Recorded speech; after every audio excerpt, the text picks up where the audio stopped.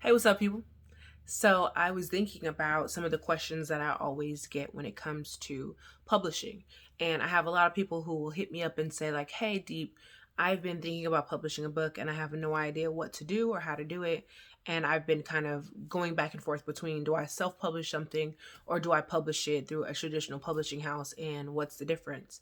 And so I just wanted to kind of take a minute and talk a little bit about that. I've kind of published a book both ways. At 19, I published my first book, Heartstrings and Lamentations.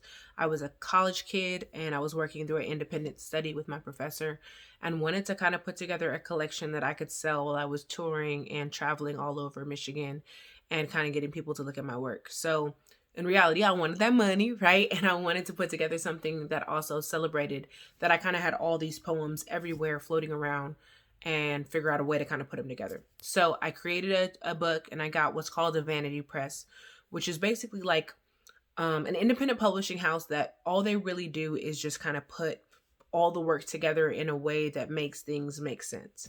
And so that's why they're vanity, right? They're kind of the outside fluff.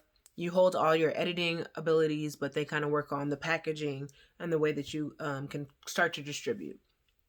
So I did that, and I worked through this company that no longer is in existence, but was in Detroit at the time, and put together a book. And then I kind of got to hold what is the self publishing hurdle, if there is one, kind of the rights of distribution, which means me peddling all over everywhere, trying to sell it out of the trunk of my car, right?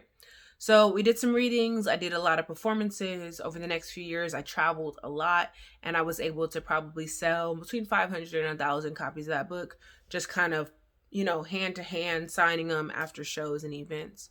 And then, so when I kind of got a little older, I wanted to put together another book, but I didn't feel like I had the stamina to kind of be the one woman show that I had been before, running all around the place, kind of figuring it out. And so I decided to go the traditional publishing route. And so there are some advantages to traditional publishing. You can be nominated for book awards, which typically don't happen for independent publishing.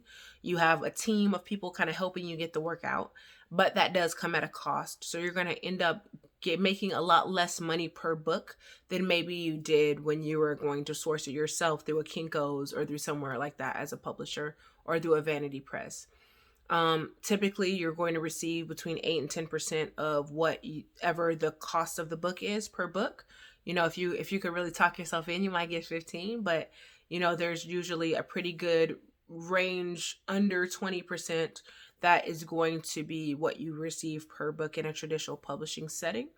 And then the good thing about that is that's going to come with an editor that's going to be able to edit your work for you, and you're not going to have to source that yourself. And it's going to have someone who kind of has a vested interest in the book getting bigger than you and bigger than your circle of influence. So you see a lot of people like, the Chance the Rapper style is kind of how I see self-publishing.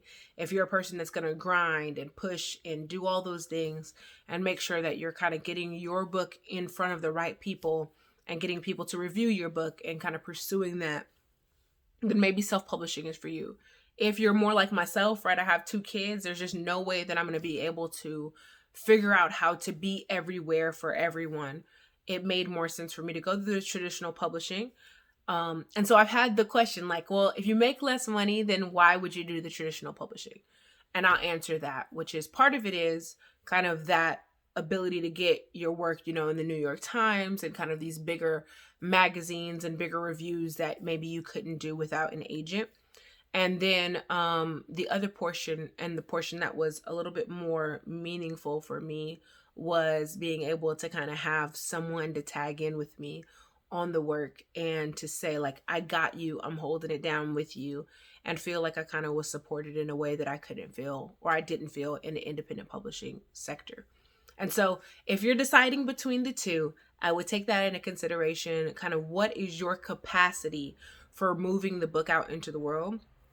Where can you maybe sacrifice some of the money for some of the support?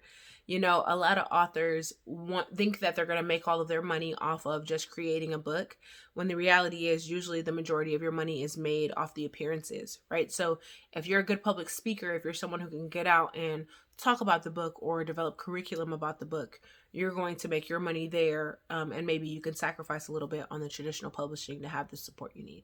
So I hope you make the decision that's right for you. They both have pros, they both have cons, but any way that it works, make sure that you're getting your work out there. Yeah? Talk to you soon.